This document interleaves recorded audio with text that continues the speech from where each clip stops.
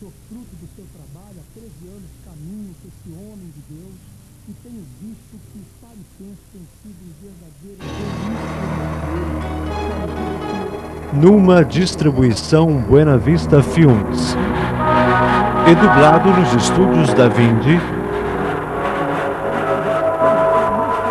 Maçonaria, trevas ou luz? Por todo o mundo civilizado, principalmente o mundo ocidental, há uma diversidade de limites. Vemos diversidade nos aspectos sociais, econômicos, culturais e étnicos. Mas escondido abaixo da superfície, longe dos olhos do observador casual e do meramente curioso, existe outra sociedade separada. Uma sociedade de segredos ditando seu próprio código. É o enorme mundo invisível da maçonaria. Eu sou o Mike Mendel. Pelos próximos minutos estaremos examinando crenças, ensinamentos e práticas da maçonaria. Estaremos falando com ex-maçons e analisando literatura maçônica real, para tentar adquirir uma visão objetiva desta ordem fraternal secreta. Esse estudo permite uma reflexão racional. O material examinado está em uso atual, e nosso ideal é levar à compreensão do que realmente a maçonaria é. A maçonaria se autodefine como um sistema de moralidade. A base da maçonaria, por onde todos os maçons têm que passar, é a Loja Azul. A Loja Azul inicia os 3 primeiros graus ou níveis da maçonaria. O aprendiz é o primeiro nível, o companheiro é o segundo nível e o mestre maçom é o terceiro nível. A maioria dos maçons nunca vão além do terceiro grau, porém, se alguém escolher ir além da Loja Azul, existem 2 caminhos que podem ser tomados. Um é o rito de York e outro é o rito escocês. A maioria dos maçons que decidem ir além da Loja Azul entram no rito escocês de maçonaria. O rito escocês tem 32 graus. O 32º pode conduzi-lo para o santuário, se assim ele escolher. O 33º grau que existe é altamente honorário. O autor Ian Taylor tem estudado as origens da maçonaria moderna. Para muitas pessoas, o próprio mundo da maçonaria invoca um senso de mistério, de sociedade secreta, mas de modo a descobrir o que eles realmente são, precisamos conhecer um pouco de história. Havia muitos pensadores humanistas em 1500 que viam a corrupção que havia na igreja daquela época. Eles concluíram que, para se verem livres daquela corrupção, teria que haver uma nova ordem mundial. Eles haviam lido A República de Pilatos, que em 1500 já era uma obra popular. E Pilatos era também um grande filósofo que viveu no 5º século antes de Cristo. E ele disse: se nós pudermos ter um grupo de homens sábios que fossem bem pagos para governar o povo, aí sim haveria corrupção. Um bom pensamento, um pensamento inocente. O nosso governo é corrupto, entretanto, ainda existem pessoas muito boas hoje em dia. Esse tema estava em pauta para os pensadores humanistas de 1500. Para fazer isso, eles precisavam antes descobrir a ordem mundial já existente. Essa ordem mundial estava baseada sobre o poder do reinado de Deus pelo rei e pela igreja. Mas para sugerir isso, seria uma heresia daqueles dias e eles teriam perdido suas cabeças literalmente. Então eles tiveram que formar uma sociedade secreta. Agora, o maçom da época, esses eram do artesanato maçônico. Foram os homens que realmente construíram as catedrais daqueles dias. Eram homens hábeis e isso foi uma das primeiras formas de união dos trabalhadores. Eles queriam manter para si seus segredos e suas habilidades. Haviam boas razões para isso, e então os pensadores humanistas se infiltraram dentro das lojas de artesanato maçônico, e então eles se tornaram os maçons especulativos. Eles eram chamados especulativos pelos maçons artesanais, porque eles não saberiam diferenciar um esquadro de um compasso. Eles eram apenas os humanistas, os idealistas, os acadêmicos. Então existem dentro das lojas maçônicas 2 tipos de maçons. O maçom artesanal, que é o maçom genuíno, que cortava pedra e etc, etc. E também tem o maçom especulativo, e é este o pensador humanista. Este é aquele que pretende reconstruir a nova ordem mundial. O autor e conferencista Ron Carlson dedicou 3 anos estudando profundamente o tema maçonaria. A maçonaria moderna realmente começou no ano de 1717, na Inglaterra. A loja foi formada e muitas dessas coisas foram desenvolvidas depois de 1717, na Inglaterra. Então veio para a América e Canadá, quando as pessoas migravam para a América do Norte durante aqueles anos. E está vastamente estabelecida aqui na América do Norte. Está estimado que próximo a 5 milhões de homens estão envolvidos na maçonaria aqui na América do Norte. Talvez 1 milhão no santuário. O que é maçonaria aos olhos do maçom? O que o maçom acha que é? Bom, nós vemos que a maioria dos maçons entram para a maçonaria visando-a simplesmente como uma organização fraternal, como escoteiros avançados, porque o pai ou o avô faziam parte da maçonaria. E eles se envolvem inocentemente, sem se darem conta de que é uma organização religiosa desenvolvida para específicos fins espirituais. Ao passar dos séculos, o homem tem desenvolvido uma variedade de crenças e tradições. Algumas dessas, como o cristianismo, o judaísmo e o islamismo, são monoteístas, ou seja, são baseados no conceito de um só Deus. Outras, como o hinduísmo, são politeístas, acreditando em muitos deuses e deusas. Uma das religiões mais antigas talvez seja a mais universal. Emergiu praticamente intocada e geograficamente separada, em culturas radicalmente diferentes. Essa religião é o paganismo. A adoração da deusa Lua e do deus Sol, que também eram chamados, por exemplo, podemos citar Apolo e Diana, ou mesmo uma gama de outros nomes. O paganismo é a mesma religião mística que emergiu na antiga Babilônia muitos mil anos atrás. Mas o que tem o paganismo a ver com a maçonaria? O ritual da teologia da maçonaria realmente originou do paganismo egípcio. E a razão para isso é que, como podemos ver, em 1717, os rituais de teologia foram reunidos e formalizados e criaram a Grande Loja na Inglaterra. A razão era que já havia, naquela época, um grande número de lojas na Inglaterra e em toda a Europa. E naquele tempo todos tinham práticas um pouco diferentes. Essas práticas vieram das origens de maçom especulativo, que obviamente era o ecrucionismo. E seus membros acreditavam nas tradições egípcias e, como podemos ver, dentro da maçonaria encontramos Osíris, Adonis e Ísis, que são mencionados frequentemente. Então é claro que esses são os símbolos pagãos. Um dos rituais usados em algumas das lojas antes de 1717 e um pouco depois também era o ritual de iniciação com o sangue. Neste momento, o dedo mínimo era cortado e o sangue era derramado, e este era o novo membro fazendo uma aliança de sangue com a organização.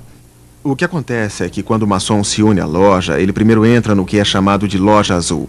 E a primeira coisa que ele é obrigado a passar é pela cerimônia de iniciação, chamada de nível de aprendiz.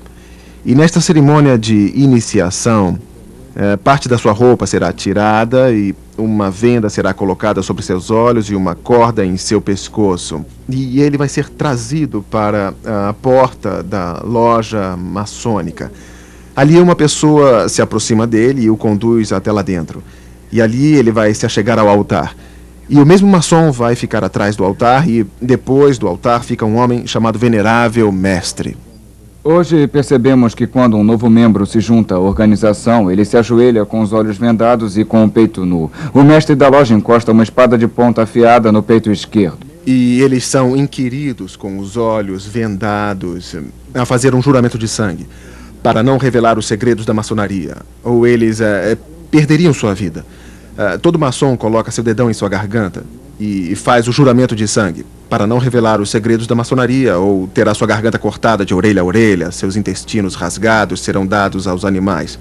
Esse juramento pagão de sangue os levam a jurar segredo para que eles não revelem os segredos que aprenderiam à medida que progredissem na loja maçônica.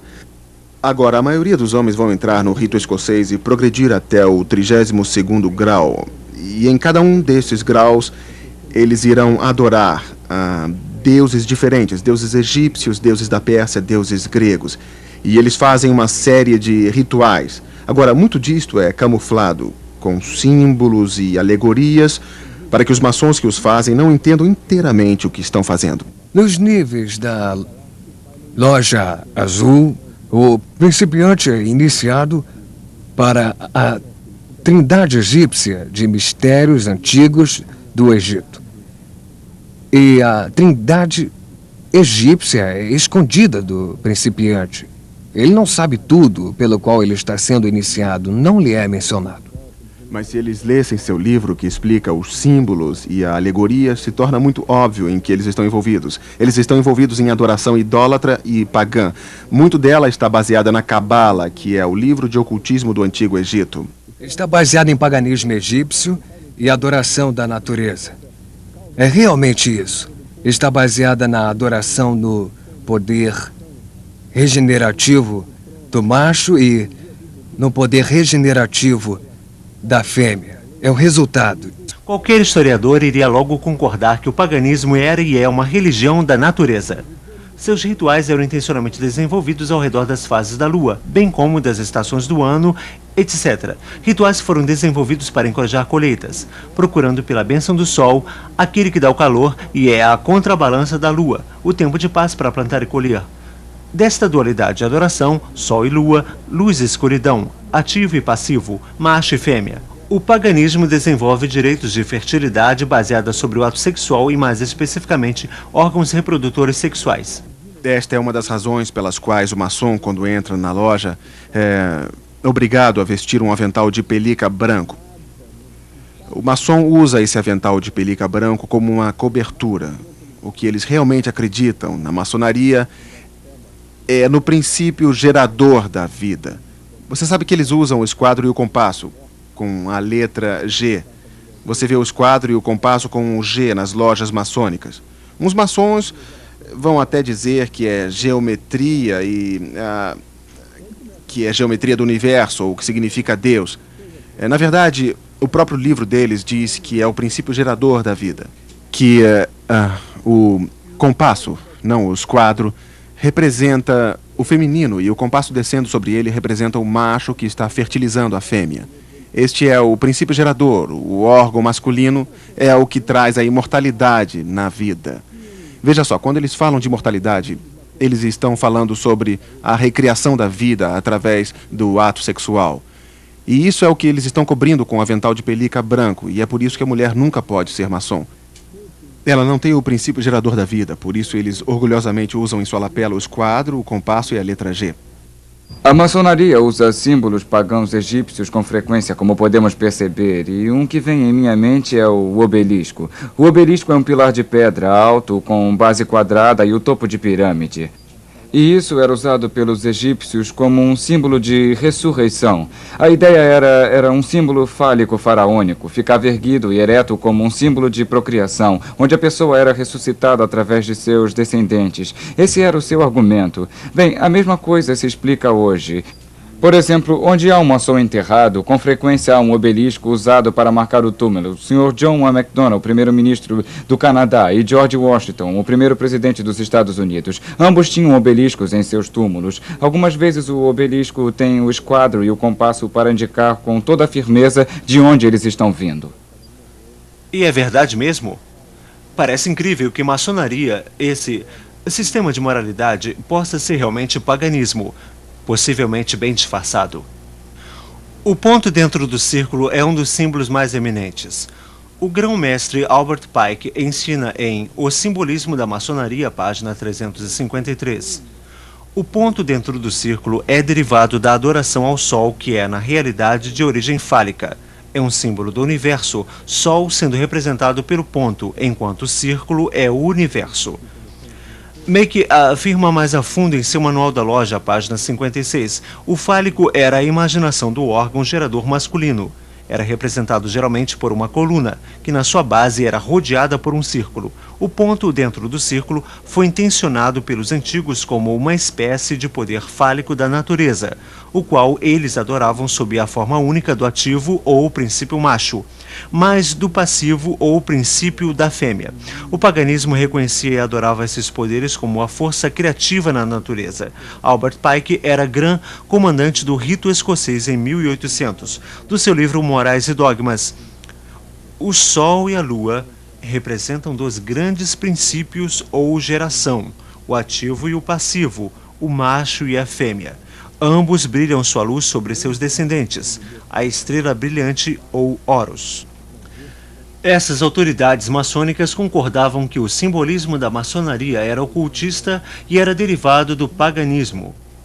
Os rituais ocultistas e o simbolismo que são centrais na maçonaria foram tremendamente significantes para mim. Pessoalmente, eu estive profundamente envolvido por muitos anos com bruxaria. A bruxaria é a religião do paganismo e é a adoração do deus Sol e da deusa Lua em várias formas. Eu estive envolvido no ocultismo por 12 anos. Steve Warren nos fala de sua experiência. Quero dizer, eu estava constantemente todos os dias lendo, pesquisando, como também praticando artes como adivinhação. entrando em contato com os mortos através de médiuns, cartas de tarô, a bola de cristal e tudo que pode ser considerado ocultismo, eu estava envolvido. O simbolismo na própria bruxaria é muito grande. Muitos dos implementos usados têm significação em termos de elementos naturais, como o Van representando o ar, Azor representando o fogo, Akalis a água ou o pentagrama representando a terra. E esses seriam agrupados de várias maneiras para se tirar maior vantagem das forças espirituais que estão atuando por um tempo determinado. E era altamente ritualística, com mantos, e com desenhos ou círculos mágicos, com a invocação de deuses, e para atender aos praticantes. E também, quase tudo que se fazia, mesmo que não fosse um ritual formal, sempre tinha algo a ver com um ritual. Mesmo que fosse rogar uma praga, sempre acendíamos velas, trazíamos os elementos e montávamos o altar. Alguns dos paralelos entre maçonaria e a bruxaria mostram que as similaridades não são possíveis sem que sejam coincidência. Similaridades em rituais, trabalhos e simbolismos que são tão parecidos que fica claro sugerir uma origem totalmente comum. Para examinar essa possibilidade, falei com um número grande de ex-maçons e comparei a iniciação da Loja Azul com a iniciação dos ex-bruxos. Na iniciação da maçonaria, éramos recomendados por outro maçom. Para se juntar à seita, primeiro tínhamos que ser selecionados. Nós tínhamos que ser recomendados por alguém que já estivesse na bruxaria. Quando fui iniciado, meus olhos foram vendados. Me puseram uma corda e no peito me encostaram a ponta de uma espada. Na bruxaria nós éramos iniciados através de um tipo de ritual, de cerimônia de iniciação, onde o candidato era conduzido com uma corda e com os olhos vendados até chegar à borda de um círculo mágico. E a corda estava no meu pescoço e fui conduzido adiante. E na frente, no outro lado do prédio, ficava o venerável mestre. Me ajoelhei diante dele, como se ele fosse um deus.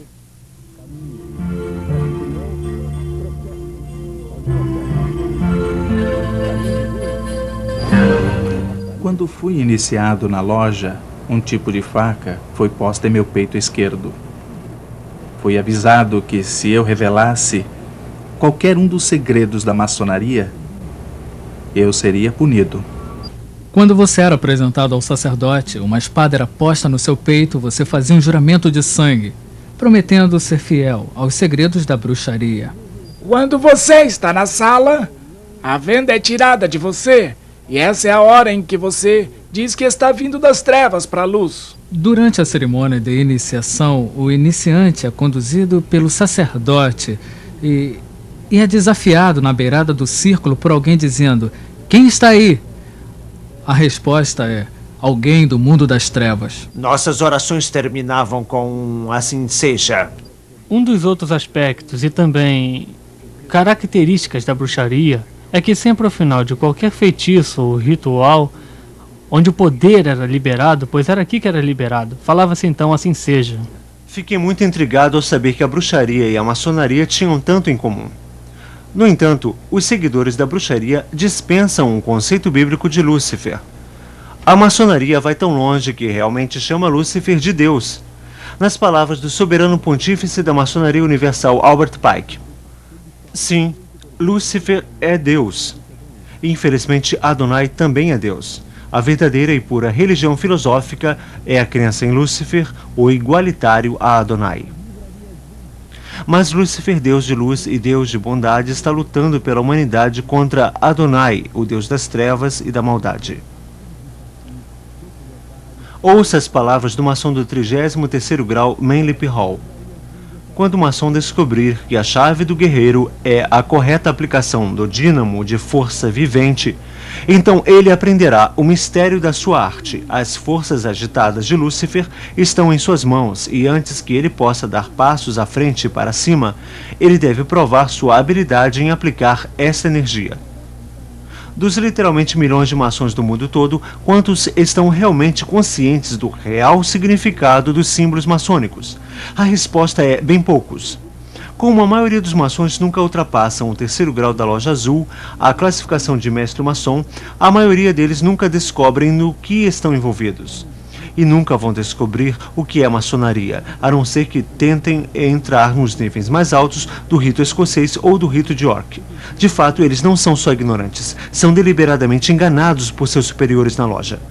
Assim falou a própria autoridade Albert Pike. Os níveis azuis não são mais do que a parte de fora do templo. Parte dos símbolos são expostos ali para os iniciantes. É intencional que eles não os entendam, mas é intencional que eles pensem que os entenderam.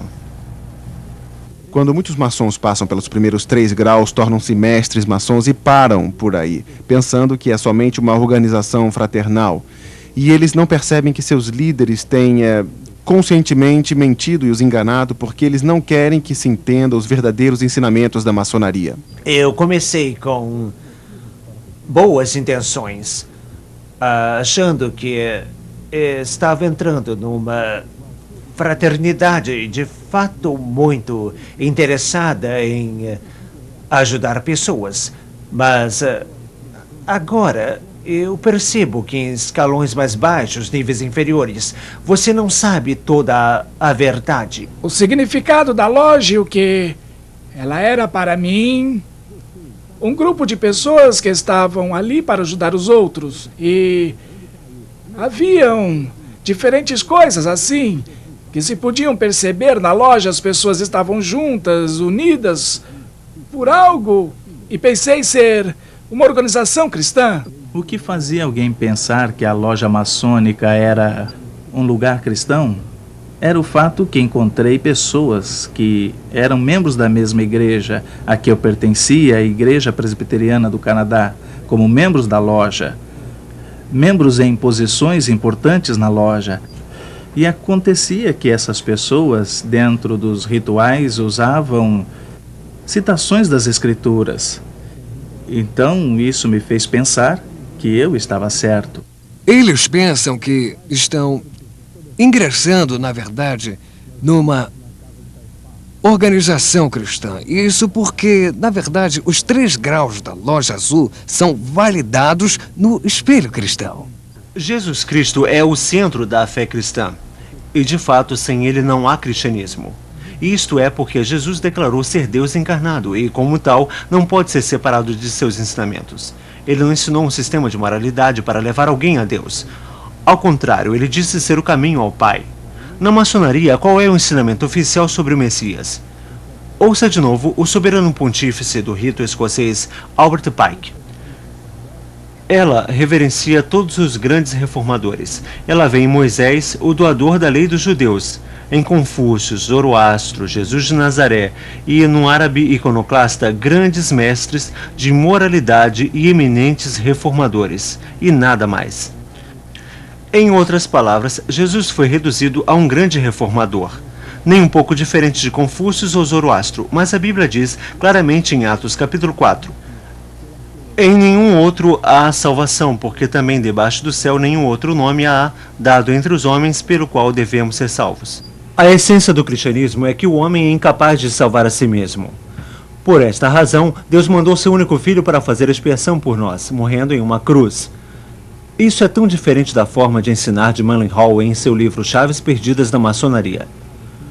O verdadeiro maçom não é preso a uma crença. Ele percebe com iluminação divina de sua loja que, como maçom, sua religião deve ser universal. Cristo, Buda, Maomé, o nome significa pouco, porque ele reconhece somente a luz e não o condutor. Ele adora em todo santuário, se ajoelha diante de qualquer altar, seja num templo, mesquita ou pagoda, catedral, e percebe com seu verdadeiro entendimento a unidade de todas as verdades espirituais. Nenhum maçom pode ser limitado, pois sua loja é a expressão divina de toda a abrangência. Nenhum maçom pode ser limitado, pois a sua loja é a expressão de toda a abrangência. Uma afirmação interessante, já que na Bíblia Jesus Cristo diz: Entrai pela porta estreita, porque larga é a porta, e espaçoso é o caminho que conduz à perdição, e muitos são os que entram por ela, e porque estreita é a porta, apertado o caminho que leva à vida, e poucos há que a encontrem. Os maçons dizem que Jesus Cristo é simplesmente outro grande mestre, outro grande profeta moral, é igual a Buda. Realmente os maçons ensinam, de acordo com Albert Pike, que Buda foi o primeiro grande professor maçônico. Então eles estão igualando Jesus a Buda, a Maomé e a líderes religiosos. Como qualquer outro líder religioso, ele não é Deus, ele não é o Salvador encarnado que veio para salvar o homem dos seus pecados, porque o maçom não precisa de um Salvador. Os maçons acham que eles podem salvar a si próprios através de boas obras. Na loja que eu pertencia, nós tivemos um muçulmano pedindo para ser membro. E os membros da minha loja não tinham como iniciá-lo porque sabiam que não poderiam iniciá-lo com a Bíblia Sagrada. Então, eles mandaram uma carta para a grande loja de Alberta, Canadá, pedindo instrução. E a carta voltou afirmando que deveríamos colocar o Alcorão com o esquadro e o compasso ao lado da Bíblia, com o esquadro e o compasso sobre o altar e iniciá-lo com todas as honras. O cristão acredita na Bíblia, no fato de que Deus existe na Trindade, as três pessoas que são o Pai, o Filho e o Espírito Santo. Mas o que a maioria das pessoas não sabem, inclusive os maçons, é que o Deus da maçonaria, o grande arquiteto do universo, também é uma trindade. Em ambos os ritos, tanto o escocês quanto o York, você descobre que os maçons estão em uma jornada procurando o nome perdido de Deus. Parte da sua religião é a crença que o nome secreto de Deus foi perdido. E eles contam toda uma história da construção do Templo de Salomão e o arquiteto Hiram Abif, que quando construíram o templo, perdeu o nome sagrado de Deus. Então eles dizem que o maçom está nessa procura para reaver o nome de Deus. E somente quando chega-se ao grau do Real Arco, finalmente é dito qual o nome sagrado de Deus e que só os maçons é que sabem. E eles se orgulham que só eles são os guardiões do nome secreto de Deus. E esse nome só pode ser sussurrado entre os maçons por 3 maçons de cada vez, cada um falando uma sílaba. O nome é Jabulon, que é a combinação de 3 palavras: Jeová, Baal e Osíris, o deus egípcio.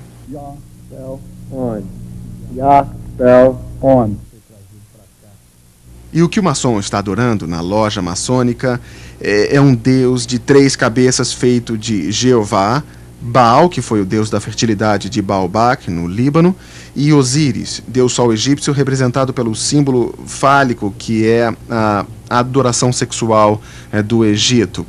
E desta combinação sai um monstro de 3 cabeças, e dizem que esse é o deus maçônico a quem eles adoram. A salvação para o cristão está baseada inteiramente no sacrifício do Senhor Jesus Cristo na cruz. A Bíblia diz que todos pecaram e estão afastados da glória de Deus. E que não importa o quanto nos esforcemos para sermos bons, jamais alcançaremos o alvo de sermos santos como Deus. Mas Deus dá o presente gratuito da vida eterna para aqueles que acreditam em Jesus Cristo e permitem que Ele pague pelos seus pecados na cruz.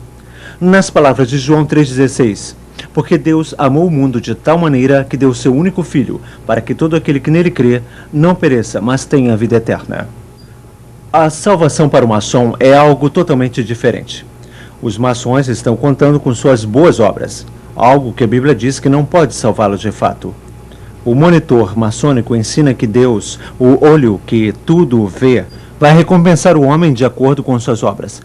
O olho que tudo vê penetra nas profundezas do recesso no coração humano e vai nos recompensar de acordo com nossos méritos. No 19º grau do rito escocês é dito ao maçom: o maçom que tem dado prova de sua afeição aos estatutos e regras desta ordem, no final o fará merecedor de entrar na Jerusalém celestial, o céu. O 28º grau do rito escocês afirma: o verdadeiro maçom ergue-se por degraus até alcançar o céu. Os maçons acreditam que eles podem merecer a salvação e que eles podem subir uma escada até Deus, a quem eles chamam de grande arquiteto do universo, e que um dia eles vão ficar diante de Deus e Deus irá levá-los ao céu. Não por causa de Jesus Cristo, não, mas porque eles foram bons maçons e fizeram boas obras. Um dia eu estava conversando com o pontífice do santuário em Minneapolis, de onde eu sou. Ele me ligou um dia. Ele tinha ouvido a minha fita sobre maçonaria. Como é que você ousa dizer que a maçonaria não é cristã? Ele disse, eu sou um diácono na minha igreja. Ele disse, eu sou um bom cristão. Eu sou o chefe do meu santuário. Como é que você pode dizer que eu não sou cristão? Aí eu parei e lhe fiz uma pergunta. Bom, senhor, se você morresse agora e ficasse diante de Deus esta noite, e ele te perguntasse por que ele deveria deixá-lo entrar no céu, eu disse, o que você responderia? Eu nunca vou esquecer, houve um silêncio por mais ou menos 10 ou 15 segundos, então ele me respondeu, bom, eu acho que responderia que fui um bom maçom. Se os maçons estão esperando que suas lojas os salvem, sua confiança está no lugar errado, assim como os que têm sua esperança em um cargo na igreja ao invés de Cristo. Seria como depender de uma associação esportiva ou de um country club se as obras pudessem nos salvar. Eu estava pregando no Texas, no sul do Texas, numa grande igreja, onde os maçons de lá, muitos deles faziam parte da liderança.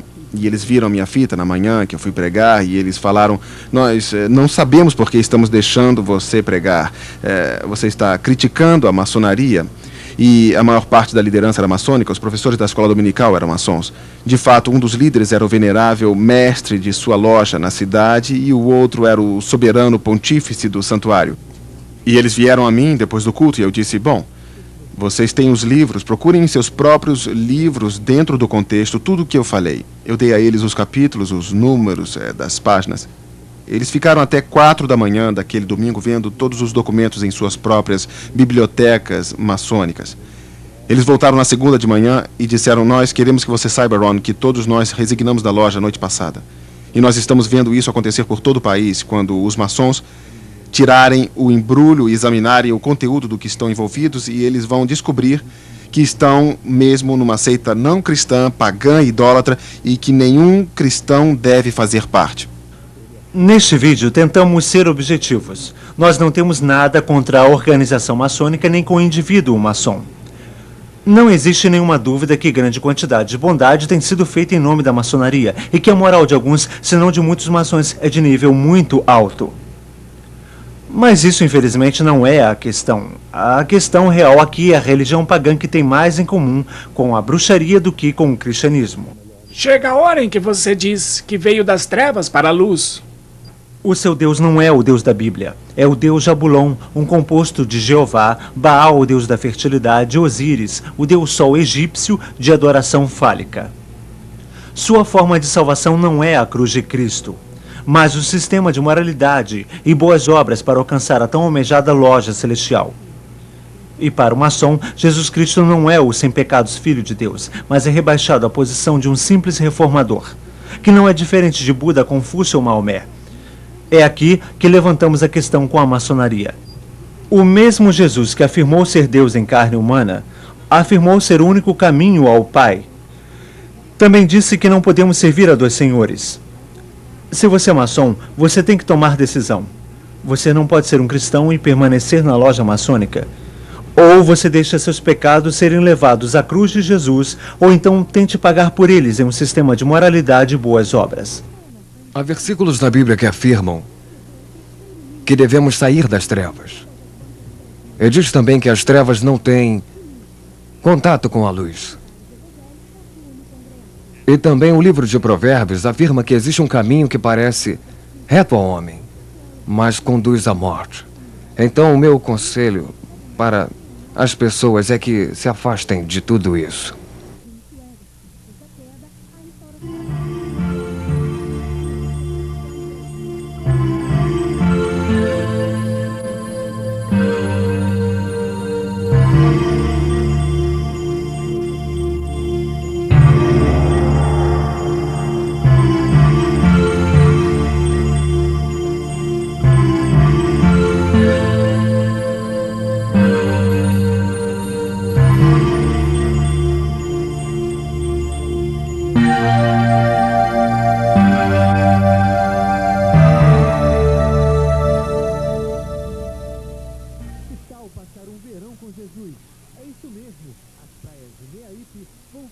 Com o primeiro Festival de Música Gospel de Guarapari, dos dias 26 a 28 de janeiro, com a participação